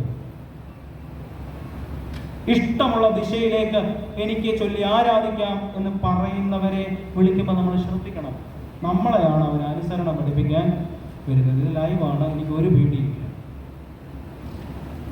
നമ്മൾ കൃത്യമായിട്ട് മനസ്സിലാക്കണം, നമ്മുടെ മുമ്പാകെ നമ്മൾ അവതരിപ്പിക്കുന്ന വ്യക്തികൾ അതാരില്ല. പരിശുദ്ധനായ പരിമല തിരുമേനി കൃത്യമായി പള്ളികൾക്ക് കൽപ്പന ഇട്ടിട്ടുണ്ട്. സഭ നിഷ്കർഷിക്കുന്ന ആളുകളെ അല്ലാതെ ആരെയും പ്രബോധനത്തിന് ക്ഷണിക്കരുത്. നമ്മുടെ പിതാക്കന്മാർ കൃത്യമായിട്ട് അത് മനസ്സിലാക്കിയവരാണ്. അപ്പോൾ ശാസന നന്മയ്ക്ക്, കറക്ഷന്, തിരുത്തലിന് അനിവാര്യമാണ്. അത് ചെയ്യണം. യേശുക്രിസ്തു വളരെ നിശ്ചിതമായി ശിഷ്യന്മാരോട് തന്നെ കാര്യങ്ങൾ അവതരിപ്പിച്ചിട്ടുണ്ട്. നിങ്ങൾ ആ പുളിമാവ് സൂക്ഷിക്കണം. പരീശന്മാർ അവരുടെ സ്നേഹഭാവമൊക്കെ കർത്താവിനുണ്ടായിരുന്നു. പക്ഷേ അവരുടെ വാക്കുകളിൽ, നയങ്ങളിൽ കൃത്യതയില്ല എന്ന് മനസ്സിലാക്കുന്ന യേശുക്രിസ്തു അവരെ വിളിക്കുന്നത് വെള്ള തേച്ച ശവക്കല്ലറകളെ, കപടഭക്തരെ. ഇങ്ങനെ വളരെ കൃത്യമായ വിമർശനങ്ങളും ആശയങ്ങളുമുണ്ട് നമുക്ക്. പക്ഷേ ഈ വിമർശനം എന്ന് പറയുന്നത് ഇന്ന് സോഷ്യൽ മീഡിയയിൽ ഒതുങ്ങുകയാണ്. സോഷ്യൽ മീഡിയയിൽ നമ്മൾ വലിയ വിമർശകരാണ്, നേരിട്ട് ചെന്ന് പറയത്തില്ല. അപ്പം നിങ്ങൾക്ക് എന്നോട് ഒരു കാര്യം വിമർശനമായിട്ടുണ്ടെങ്കിൽ നേരിട്ട് എൻ്റെ അരികിൽ വന്ന് ബോധ്യപ്പെടുത്തണം. കർത്താവ് അത് ഓർമ്മിപ്പിച്ചു. നിങ്ങൾക്ക് സഹോദരനുമായി എന്തെങ്കിലും അകലമുണ്ടായെങ്കിൽ, വിദ്വേഷമുണ്ടായെങ്കിൽ നിങ്ങൾ ആദ്യം ചെന്ന് സോഷ്യൽ മീഡിയയിൽ കൂടി, അതെ ചിലരൊക്കെ ഇവിടെ ഉണ്ട്, അവരൊക്കെ ഇങ്ങനെയൊക്കെയാണ് പ്രവർത്തിക്കുന്നത്, നമുക്കറിയാമല്ലോ അവരെ എന്നൊന്നും അടിച്ചു വിടരുത്. നമ്മൾ നേരെ ചെന്ന് പറയണം. ഇനി അങ്ങനെ പറഞ്ഞിട്ടും തിരുത്തൽ ഉണ്ടാകുന്നില്ലെങ്കിൽ ഒരു മധ്യസ്ഥനെ വിളിക്കണം. അവൻ കുളമാണെങ്കിൽ തീർന്നു. നല്ലൊരു മധ്യസ്ഥനെ വിളിച്ച് കാര്യങ്ങൾ അവതരിപ്പിക്കണം. ഇനി അതും കഴിയുന്നില്ല എങ്കിൽ, അവസാനിക്കുന്നില്ല എങ്കിൽ ദേവാലയത്തിലേക്ക്, പള്ളിയിലേക്ക് കൊണ്ടുവരണം. നമ്മൾ പലപ്പോഴും സോഷ്യൽ മീഡിയയിൽ കൂടി വലിയ വാഗ്വാദങ്ങൾക്ക് നമ്മൾ മുന്നിട്ടിറങ്ങും. ഇപ്പോൾ ഈ പത്രങ്ങളിൽ കൂടി, കഴിഞ്ഞ ദിവസം ഞാൻ 2 ദിവസം മുമ്പ്, ഇന്നലെ മിനിഞ്ഞാണ് TV-യിൽ രാത്രി 12 മണിക്ക് ഞാൻ വിചാരിച്ചു, TV കുറച്ച് നേരം ഞാൻ ഇരുന്ന് കണ്ടു. ഞാൻ വിചാരിച്ചു ഇന്നത്തോടുകൂടി പാകിസ്ഥാൻ അവസാനിക്കും. അതുപോലെ നമ്മുടെ പത്രങ്ങളിൽ കൂടി, പത്രങ്ങളല്ല TV-യിൽ കൂടി അവതരിപ്പിക്കുന്നു. ഇപ്പം തീർന്നു, ഇവിടെ ബോംബിട്ടു, എല്ലാം അവസാനിച്ചു. എന്തോ ഒരു കമന്ററി അടിച്ചു വിടുന്നു. പക്ഷെ വല്ലതും നടന്നു. അപ്പം യഥാർത്ഥമായ കാര്യങ്ങൾ സത്യസന്ധമായി, കൃത്യമായി, നേരിട്ട് പറയാൻ നമ്മളെ കൊണ്ട് കഴിയേണ്ടതുണ്ട് എന്ന് ഓർമ്മപ്പെടുത്തൽ. ശാസന അനിവാര്യമാണ്. അത് നീതിമാനായ മനുഷ്യൻ കൃത്യമായി നമുക്ക് മുമ്പാകെ അവതരിപ്പിക്കുമ്പോൾ തുറന്ന മനസ്സോടുകൂടെ സ്വീകരിപ്പാൻ നമുക്കിടയാകണം. അതുകൊണ്ട് അതൊരു പ്രാർത്ഥനയായിട്ട് രൂപപ്പെടുത്തിയാൽ, കർത്താവേ ഞങ്ങൾക്ക് ഹൃദയ വിശാലത തരണമേ, അല്ലേ? ഹൃദയം വിശാലമായിരിക്കുന്ന മനുഷ്യർക്കാണ് തെറ്റിനെ കുറിച്ച് മനസ്സിലാക്കുന്നതിനും തിരുത്തുന്നതിനും കഴിയുകയുള്ളൂ. അതുകൊണ്ട് 3ാമത്തെ പ്രാർത്ഥന, കർത്താവേ ഞങ്ങൾക്ക് ഹൃദയ വിശാലത നൽകണമേ. അത് നമുക്കൊന്ന് പ്രാർത്ഥിക്കാം. കർത്താവേ ഞങ്ങൾക്ക് ഹൃദയ വിശാലത നൽകണമേ. 1ാമത്തെ പ്രാർത്ഥന എന്തായിരുന്നു? ദൈവമേ നീ ഞങ്ങളുടെ, നിന്റെ പദ്ധതി ഞങ്ങളിൽ നടപ്പിലാകണം. 2ാമത്തത്, കർത്താവ് ഈ കാലഘട്ടത്തിൽ ജീവിക്കുന്നതിനാവശ്യമായ പ്രാപ്തി ഞങ്ങൾക്ക് നൽകണം. 3ാമത്തത്, കർത്താവേ ഞങ്ങൾക്ക് ഹൃദയവിശാലത, തിരുത്തുവാനുള്ള ഒരു മനസ്സ്, തുറന്ന മനസ്സ് ഞങ്ങൾക്ക് നൽകണം. 4ാമത്തെ വാക്ക്, വിശുദ്ധ മത്തായി എഴുതിയ സുവിശേഷം 8ാമത്തെ അധ്യായം അതിൻ്റെ 26ാമത്തെ വാക്യം അവസാനിക്കുമ്പോൾ വലിയ ശാന്തതയുണ്ടായി. പീസ്, സമാധാന അന്തരീക്ഷം ഉണ്ടായി. കലുഷിതമായ അന്തരീക്ഷത്തിലല്ല, സമാധാനപരമായ അന്തരീക്ഷത്തിൽ അവസാനിക്കട്ടെ. പല യോഗങ്ങളും നടക്കുമ്പോൾ ഞാൻ കണ്ടിട്ടുള്ള കാര്യമാണ്, യോഗങ്ങളിൽ ആരും അഭിപ്രായം പറയത്തില്ല. വെളിയിലോട്ട് ഇറങ്ങിക്കഴിഞ്ഞിട്ട് 1000 അഭിപ്രായം. എങ്ങനെ കലക്കമുണ്ടാകാം? ഉദാഹരണത്തിന് 2025 ഏതെങ്കിലും ഒരു ആധ്യാത്മിക പ്രസ്ഥാനത്തിന്റെ ചുമതലയിലിരിക്കുന്നവർ മാറുകയും പുതിയ ചുമതലക്കാർ വരികയും ചെയ്തു എന്ന് വിചാരിക്കുക. അപ്പൊ പുതിയ ചുമതലക്കാർ വന്നു. പുതിയ ചുമതലക്കാർ വരുമ്പോഴും പഴയ ആളുകൾ ഇരുന്ന് പാരമണിയും. അങ്ങനെ ചെയ്യരുത്. സമാധാന അന്തരീക്ഷം ഉണ്ടാകണം. എങ്ങനെയായിരിക്കണം എന്നറിയോ? പ്രോത്സാഹിപ്പിക്കണം. ഈ ആധ്യാത്മിക പ്രസ്ഥാനങ്ങളെല്ലാം ആർക്ക് വേണ്ടിയാണ്? ആർക്ക് വേണ്ടിയാണ്? നമുക്ക് വേണ്ടിയാണ്. നമുക്ക് വേണ്ടിയാണ്. ഞാൻ മാറിക്കഴിയുമ്പോൾ ഇവിടെ പ്രളയമുണ്ടാകണം, അങ്ങനെ ചിന്തിക്കരുത്. ഞാൻ മാറിക്കഴിഞ്ഞാലും പരിശുദ്ധ സഭയുടെ ദൈവരാജ്യത്തിൻ്റെ വളർച്ചയ്ക്ക് വേണ്ടി ഈ പ്രസ്ഥാനം ഉണ്ടാകണം. അതുകൊണ്ട് നമ്മൾ ഉത്തരവാദിത്വത്തിൽ നിന്ന് മാറിയാലും അടുത്ത ആളുകൾ കടന്നു വരുമ്പോൾ നമുക്ക് ആവശ്യമായ എല്ലാ പ്രോത്സാഹനവും നൽകാൻ നമ്മളെ കൊണ്ട് കഴിയണം. ഇതെല്ലാം നിലനിൽക്കണം. പലപ്പോഴും കണ്ടുവരുന്ന പശ്ചാത്തലം, സാഹചര്യം എന്ന് പറയുന്നത്, ഒരു കൂട്ടര് മാറി അടുത്ത കൂട്ടര് വരുമ്പോൾ ആരോപണ പ്രത്യാരോപണങ്ങൾ, പാരവെപ്പുകൾ. അങ്ങനെ ആകരുത്. പരസ്പരമുള്ള പ്രോത്സാഹനം ഉണ്ടാകണം. നമ്മൾ ആരെയും ചൂണ്ടിക്കാണിക്കണ്ട. എല്ലാവർക്കും അവരവരുടേതായ ബലഹീനതകളുണ്ട്. പരസ്പരം പ്രോത്സാഹിപ്പിക്കുവാൻ നമുക്കിടയാണ്. ഒരു ശാന്തമായ അന്തരീക്ഷം. ഈ ശാന്തമായ അന്തരീക്ഷം രൂപപ്പെടണമെങ്കിൽ അത് ദൈവത്തിൽ നിന്നും മാത്രമാണ് ലഭ്യമാവുക. യേശുക്രിസ്തു കൃത്യമായിട്ട് അത് ഓർമ്മിപ്പിച്ചിട്ടുണ്ട്. എൻ്റെ സമാധാനം ഞാൻ നിങ്ങൾക്ക് നൽകുന്നു. യോഹന്നാൻ എഴുതിയ സുവിശേഷം 14-ാമത്തെ അധ്യായം 27-ാമത്തെ വാക്യം. എൻ്റെ സമാധാനം ഞാൻ നിങ്ങൾക്ക് നൽകുന്നു. ലോകം തരുന്നത് പോലെയല്ല ഞാൻ നിങ്ങൾക്ക് തരുന്നത്. നിങ്ങളുടെ ഹൃദയം കലങ്ങരുത്, ഭ്രമിക്കുകയും അരുത്. കർത്താവിൽ നിന്ന് മാത്രമാണ് സമാധാനം ലഭ്യമാവുക. ഉദ്ധിതനായ യേശുക്രിസ്തു ശിഷ്യന്മാരുടെ അരികിലെത്തി. അവരോട് അവൻ പറയുന്നത് എന്താണ്? നിങ്ങൾക്ക് സമാധാനം. ഇന്ന് സമാധാന അന്തരീക്ഷം നമുക്ക് ആർക്കുമില്ല. ശരിയായിട്ടുള്ള ഉറക്കം നമുക്ക് കിട്ടുന്നുണ്ട്. ശരിയായിട്ടുള്ള ഉറക്കം. രാത്രി കിടക്കുന്നതിന് തൊട്ട് മുമ്പ് വരെ നമ്മൾ എന്ത് ചെയ്യും? ഫോൺ ഉപയോഗിക്കുന്നു. നമ്മൾ വാട്സാപ്പ് ഉപയോഗിച്ചു, ഓഫ് ചെയ്തു. ഫേസ്ബുക്ക് അത് മാറ്റി, എല്ലാം ചെയ്ത് ഫോൺ മ്യൂട്ടാക്കി നമ്മളങ്ങോട്ട് വെച്ചു. ഒരു 5 മിനിറ്റ് കഴിയുമ്പോഴേ എഴുന്നേറ്റിന് വീണ്ടും അയ്യോ അലാം ശരിയായിട്ടാണോ വെച്ചത്?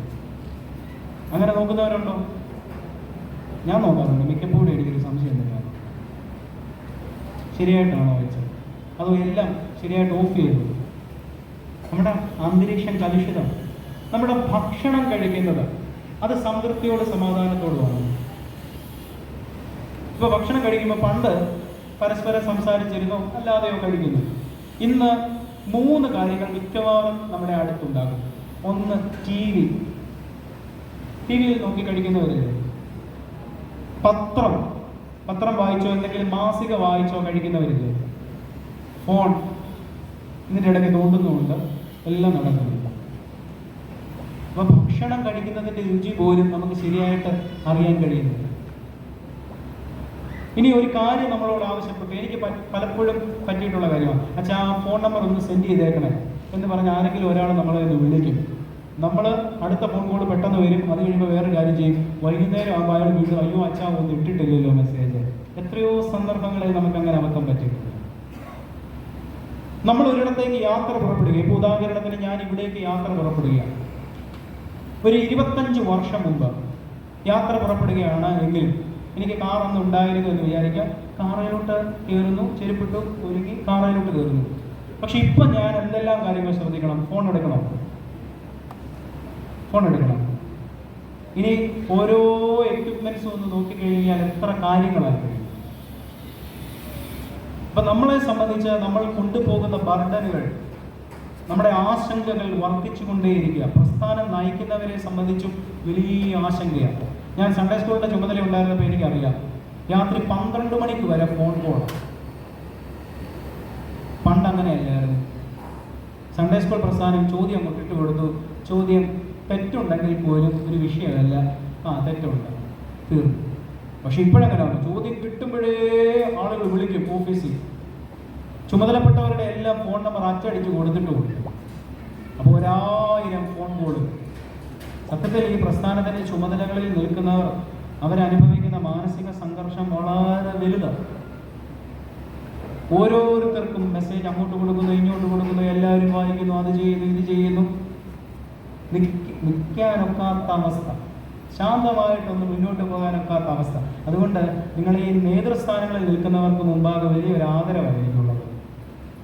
നിങ്ങളെ ദൈവം അനുഗ്രഹിക്കട്ടെ. പണ്ടുണ്ടായിരുന്ന ആ ചുമതലകളെക്കാൾ ഇന്ന് ഭാരങ്ങൾ കൂടിക്കഴിഞ്ഞിരിക്കുന്നു. നേരത്തെ സൺഡേ സ്കൂളിൻ്റെ ഒരു 10-30 വർഷം മുമ്പ് 40 വർഷം മുമ്പ് ഡയറക്ടർമാരായിരുന്നവർ എല്ലാ സൺഡേ സ്കൂൾ യൂണിറ്റുകൾ അല്ലെങ്കിൽ OVBS യൂണിറ്റുകളൊന്നും സന്ദർശിക്കണമെന്നുമില്ല. പക്ഷെ ഇപ്പോൾ എല്ലാവരും ഓടി ചെല്ലണ്ടേ, ചെന്നില്ലെങ്കിൽ വഴക്കിടും. പണ്ട് മീറ്റിങ്ങുകൾ വളരെ ലളിതമായിരുന്നു, പക്ഷെ ഇന്നിപ്പോൾ മീറ്റിംഗ് അങ്ങനെയാണ്. ഇനി ഓരോ കാര്യങ്ങൾക്കും നമ്മൾ വളരെ ചിട്ടയോടെ ക്രമീകൃതമായ വിധത്തിൽ ഒരാൾ തീരുമാനിക്കുക സോഷ്യൽ മീഡിയയിൽ വലിയ ഇടപെടലൊന്നും വേണ്ട, പ്രസ്ഥാനം നോർമലായിട്ട് പോയാൽ മതി എന്ന് പറഞ്ഞാൽ നടക്കത്തില്ല. എല്ലാ ആധ്യാത്മിക പ്രസ്ഥാനങ്ങൾക്കും ഇപ്പോൾ യൂട്യൂബ് ചാനലുണ്ട്, ഗ്രൂപ്പുകളുണ്ട്, വാട്സപ്പ് ഗ്രൂപ്പുകളുണ്ട്. Sunday school official group, Sunday school non official group, Sunday school പാര ഗ്രൂപ്പ്, ഒത്തിരി ഗ്രൂപ്പുകൾ. ഇനി ഗ്രൂപ്പുകളിലോ അത് കഴിഞ്ഞ് 1, 2 മുൻപുണ്ടായിരുന്നു, പിൻപുണ്ടായിരുന്നു. അടുത്തിടെ ഞാൻ പള്ളിയിൽ ഒരു മെസ്സേജ് അയച്ചു. എനിക്ക് തന്നെ തീരുമാനിക്കാൻ ഒക്കുന്നില്ല ഏത് ഗ്രൂപ്പാണ്. 1000 ഗ്രൂപ്പാണ്. പള്ളികളെ സംബന്ധിച്ചൊന്ന് നോക്കിക്കേ. പള്ളികളിൽ പൊതുവായിട്ടുള്ള ഗ്രൂപ്പ്, മാനേജിങ് കമ്മിറ്റി, മുൻ മാനേജിങ് കമ്മിറ്റി, ഇപ്പോഴത്തെ മാനേജിങ് കമ്മിറ്റി, സൺഡേ സ്കൂൾ, പണ്ടുണ്ടായിരുന്ന സൺഡേ സ്കൂൾ, ഇപ്പോഴുണ്ടായിരുന്ന സൺഡേ സ്കൂൾ, യുവജന പ്രസ്ഥാനം, ആമോസ്. ഒരച്ഛനെ സംബന്ധിച്ച് എന്ത് പാടാണോ. ഒരു 40 വർഷം മുമ്പുണ്ടായിരുന്ന അച്ഛന്മാരൊക്കെ മഹാഭാഗ്യവാന്മാർ. ഇത്രയും ഗ്രൂപ്പുകളില്ല, പ്രശ്നമില്ല. പിന്നെ നേരിട്ട് കാണുന്നത് വളരെ ചുരുക്കമായിട്ടാണ്. അപ്പോൾ ഒരർത്ഥത്തിൽ ഇപ്പോൾ വളരെ പ്രതിസന്ധിയാണ്, മാനസിക സംഘർഷമാണ്, ബുദ്ധിമുട്ടാണ്, ആശങ്കയാണ്. ഇപ്പം അസ്വസ്ഥമായിട്ടാണ് നമ്മൾ ഒരു തരത്തിൽ നമ്മുടെ ആധ്യാത്മിക ജീവിതം, നമ്മുടെ ഈ ഇടപെടലുകൾ ഒക്കെ മുന്നോട്ട് നയിക്കുന്നത്. അതുകൊണ്ട് നമുക്ക് കുറച്ചുകൂടെ ആഗ്രഹിക്കാം ഒരു സമാധാന അന്തരീക്ഷം ഉണ്ടാകുന്നത്. സമാധാനം ദൈവം മാത്രമാണ് നൽകുന്നത്. അതുകൊണ്ട് നമുക്ക് പ്രാർത്ഥിക്കാം, ദൈവമേ ഞങ്ങൾക്ക് സമാധാനം നൽകണമേ. പ്രാർത്ഥിക്കാം ഒന്നുകൂടെ, ദൈവമേ ഞങ്ങൾക്ക് സമാധാനം നൽകണമേ. ഈ 4 കാര്യങ്ങളും ഈ കാലഘട്ടത്തിൽ വളരെ സുപ്രധാനമാണ്. ഒന്നാമത്തെ കാര്യം, മനുഷ്യരായ നമ്മൾ നമ്മുടെ ബുദ്ധി കൊണ്ട് കണ്ടെത്തുന്ന സംവിധാനങ്ങൾ, പ്രസ്ഥാനങ്ങൾ, അതിനൊക്കെ അതിൻ്റെതായ പ്രതിസന്ധിയുണ്ട്. ഉദാഹരണത്തിന് ഇപ്പോൾ പുതിയ 2 പ്രസ്ഥാനങ്ങൾ കൂടെ രൂപപ്പെട്ടിട്ടുണ്ട്, സെയിൻറ്റ് ഡൈനീഷ്യസ് ഫോറവും സെയിൻറ്റ് ജോസഫ് ഫോറവും. തുടക്കമാണ്, 100% പെർഫെക്റ്റ് ഒന്നും ആകണമെന്നില്ല. ബലഹീനതകളുണ്ട്, ബാലാരിഷ്ടതകളുണ്ട്. പക്ഷെ മെല്ലെ മെല്ലെ മെല്ലെ അതൊന്ന് വളർന്നു വരും. പല പ്രസ്ഥാനങ്ങൾ, നവജ്യോതി തുടക്കമാണ്, കുറച്ചുകൂടെ കഴിയുമ്പോൾ അത് നന്മയിലേക്ക് വരും. എല്ലാ ആധ്യാത്മിക പ്രസ്ഥാനങ്ങൾക്കും കയറ്റിറക്കങ്ങളൊക്കെയുണ്ട്, പ്രതിസന്ധികളുണ്ട്. കാരണം നമ്മളാണ്, മനുഷ്യരാണ് ഇത് സംവിധാനം ചെയ്യുന്നത്. പക്ഷെ നമുക്ക് ആഗ്രഹിക്കേണ്ടതും പ്രാർത്ഥിക്കേണ്ടതും കർത്താവിൻ്റെ ഒരു ഇടപെടൽ, അവൻ്റെ പദ്ധതി നടപ്പിലാക്കണം. 2, അവൻ ഉറങ്ങുകയായിരുന്നു. ഈ കാലഘട്ടത്തിൽ അവൻ സജീവനല്ല എന്ന് തോന്നും, പക്ഷെ അവൻ സജീവനാണ്. നമ്മുടെ ജീവിതത്തിൽ നിരന്തരം അവൻ ഇടപെടുന്നുണ്ട്. അത് മനുഷ്യരോടുള്ള ഏകീഭാവമാണ്.